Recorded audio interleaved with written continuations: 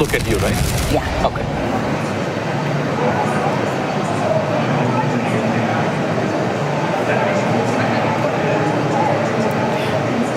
What is heterogeneous computing, and why does it pose a significant challenge to getting what you need when you need it?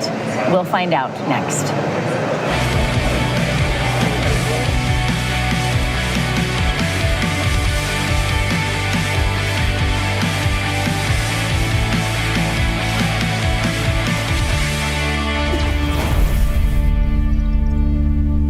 Welcome to SC21 TV. I am your host, Charla Bokikio. SC21 TV will be live throughout the conference this week with in-depth interviews with HPC leaders and influencers. I'm here now with Sanjay Gajendra, the Chief Business Officer for Astera Labs. Welcome, Sanjay. Thank you. How are you doing today? Doing very well. How are you? Good. So tell me, what is Astera Labs? Give me the brief synopsis, and what do you do? Yeah, absolutely. So Astera Labs is developing connectivity technology that enable the realization of AI in the cloud. So we develop technology that essentially enables higher performance between servers to switches. They also enable better disaggregation of resources like memory, and also to ensure higher bandwidth with products like retimers that we offer for PCI Express, CXL, and Ethernet protocols. Excellent. So what drove you to start the company in the first place? And also you can throw in there, what technological challenges does Astera Labs address? That's a great question. So many of us have been working in the data center cloud business for some time, developing, again, interface and connectivity technology. About 4 years ago, we were watching, so we are based out of Santa Clara in the California Bay Area, and we have watched many companies develop GPUs, AI accelerators, and these big chips for machine learning and so on. We were watching on the sidelines, kind of realizing, okay, all of these companies, and at some point there were 22 companies developing this kind of specialized process. Now this was great, but at some point these things needs to be connected, and they need to be connected in a way that is very different than the way connectivity happened in the last 20 years. And what I mean by that is connectivity in the last 20, 25 years when it comes to large servers were primarily between a processor and an I/O device like a storage or networking device. But nowadays what's happening with heterogeneous compute is that you have a processor talking to an accelerator or a GPU or a SmartNIC. Now these are processors that produce and consume a lot of data. They're also very sensitive to things like cache coherency, which implies that connectivity the way it was done in the past does not work going forward. So that's the opportunity that we identified and came up with technology that solves that with our PCI Express, CXL, and Ethernet, which is essentially ground sub designed for AI, machine learning, or intelligent systems like the way we call it. Excellent. So what application markets are you focused on, and how does the technology solve the challenges that you just shared? What's the... Yeah, absolutely. So there are, from an application market, again, we are focused on the cloud and enterprise market, large data centers where you have millions of servers and a lot of switches and so on. So that's the market we're focused on primarily, although there is an adjacent market where you have automotive that sort of feels like a server on wheels. So that's a potential adjacent market that we can address. But talking about sort of what differentiates us, like I noted early on, the connectivity technology is fundamentally different when you have two processors talking to each other, right? You have high data bandwidth that's needed, latency has to be low.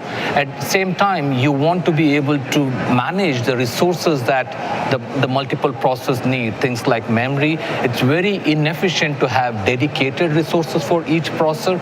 So this is a new problem to solve with heterogeneous compute, where you want to have resources that is available across process in the most optimized way to manage higher performance, to ensure lower TCO and higher utilization.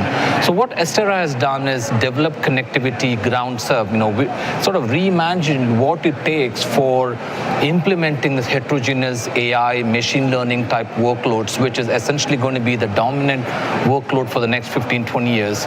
So we solved the connectivity problem to address these challenges. We have solved it in a way that is scalable on large cloud deployments. We've also realized that connectivity no longer can simply solve the electrical problem, because connectivity tends to be fundamental between, let's say, a processor and a GPU that are communicating. What we realize is that we are going to be in the middle from a connectivity standpoint. We see a lot of things going on. Sometimes there are a lot of errors happening. There are manufacturing issues. There are thermal issues where a fan stops working. So what we have done is we have embedded telemetry, diagnostics, and other functions where we monitor electrical, protocol, and environmental things like temperature, and provide insights to the data center operators where they can detect a failure that is probably going to happen 21 days from now before it actually happens.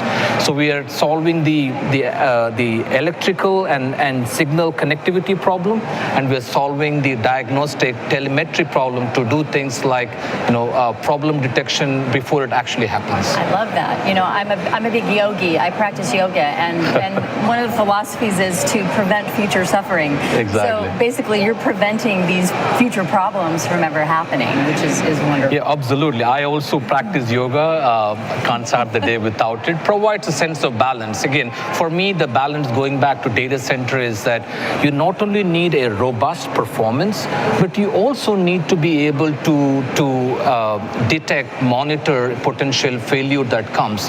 And let me give you an example that we have. Now, this is the industry's first smart cable modules. What it does is that these are modules that could be plugged into existing copper cables. As you can imagine, when you have processors or servers producing a lot of data, they have to be moved out to the network and to the customers that are waiting, right? So the network bandwidth is going to 400 gig, 800 gig forward, right? So these modules, essentially what they do is they take care of the signal loss in the cable, because now you're running at higher speed.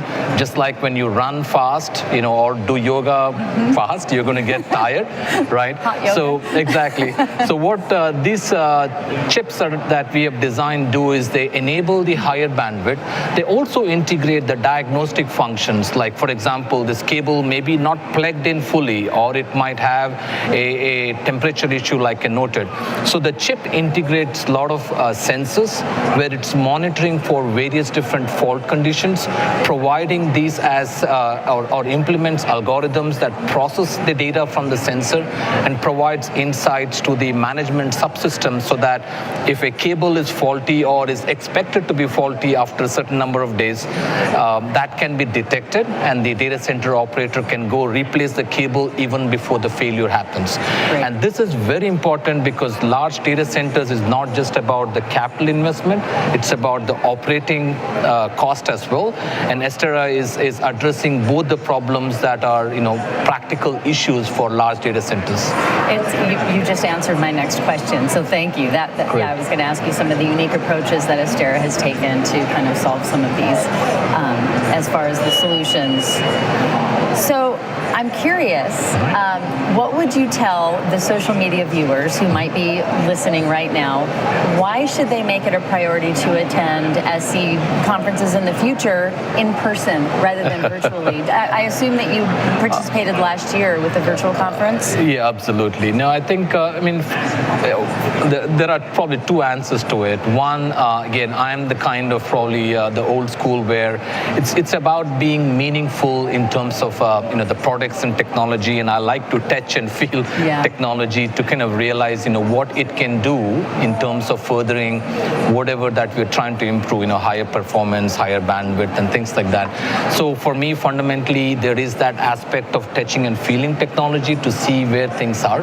The second thing really is about the human connect. I think that is an important factor. End of the day, we are human beings. We love to have those interactions, and having that conversation, not only about technology, but other aspects of what we do, like the yoga that we discussed. I think is what defines us, and I enjoy being here in person. And I think whoever is watching it, I would encourage you guys to come and meet and check out, what Astera and other great companies here are doing in order to push the envelopes of technology and capabilities. Right. So speaking of that human connection, how does the work that you're doing at Astera translate to the humans out there, the lay person? Absolutely. I love that question because my mom, she lives in India. She's not as tech savvy as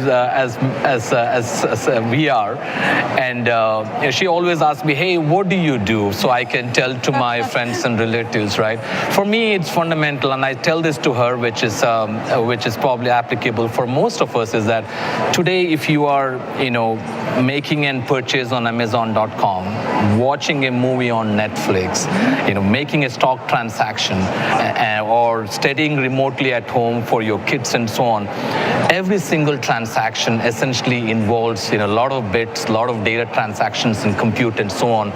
I can proudly say that Astera, is developing technology that enables all this, whether it's in large data centers like cloud data centers or enterprise data centers. So that's what we do. That's what I tell my mom. She loves the answer because she goes and says, "Hey, my son is enabling the video that you're watching," and that's great. And I think that's exactly what we're doing here at Astera. Right. I love that explanation. It makes sense. And yeah, we couldn't live without the technology that's behind it. Absolutely. Great. Well, is there anything else you wanted to add that we didn't get to? Yeah, so I think there's one thing that I do want to add, which is something that I'm passionate about. I think, we develop semiconductors, which for the longest time, you heard the word fabless semiconductor, which was an innovation maybe 20 years ago where you had companies that utilize external foundries like TSMC. I think that was a great innovation, but I think it's time for the semiconductor industry to come out with something new, which we took the initiative when we started three years ago to essentially be 100% cloud-based. So we are probably still the only private company that's still 100% cloud-based, designing complex SoCs in the cloud.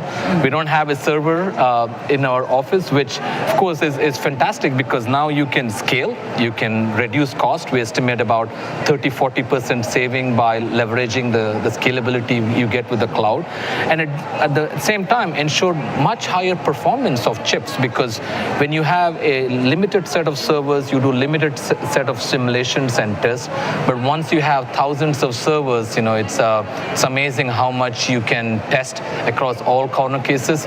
So for me, that's an important contribution I feel Astera has done to be in the forefront and plow the way for many other startups to essentially adopt the cloud for developing complex semiconductor chips. So that's one point I do want to highlight. And that has also, by the way, given us the understanding of what are the challenges cloud implementers face, and so that we can incorporate that in our products and solutions we build. So that's one other point I wanted to make. Great, thank you for that. So on a personal note, outside of your work, what's a fun fact about you? Something that might surprise people? Oh, that's a good question. So, well, fun fact for me really is, and I personally love teaching and mentoring. So I mentor a lot of middle school kids. That's my favorite. I want to become a teacher once I'm done with the high-tech world. So that's a lot of people look at me and say, "Hey, I think it's this," and maybe you go on to the next startup or whatever. But fun fact about me is I love teaching kids, especially in the middle school age. I think there is an opportunity where if we train them right, give them the right spark, I think we can build many more, Bill Gates and Mark Zuckerbergs of the world. So that's really what my passion is, something that few people realize. Absolutely. I love that. Thank you. It's so important too, that education piece. Well, thank you for joining us, Sanjay. And for the rest of you, stay tuned for the latest in supercomputing from SC21 TV. Make sure to like us on Facebook, subscribe to our YouTube channel, and please do plan to attend SC22 in person in Dallas next November. I'm Charla Bokikio. Great, thank you. Thank you. Yeah.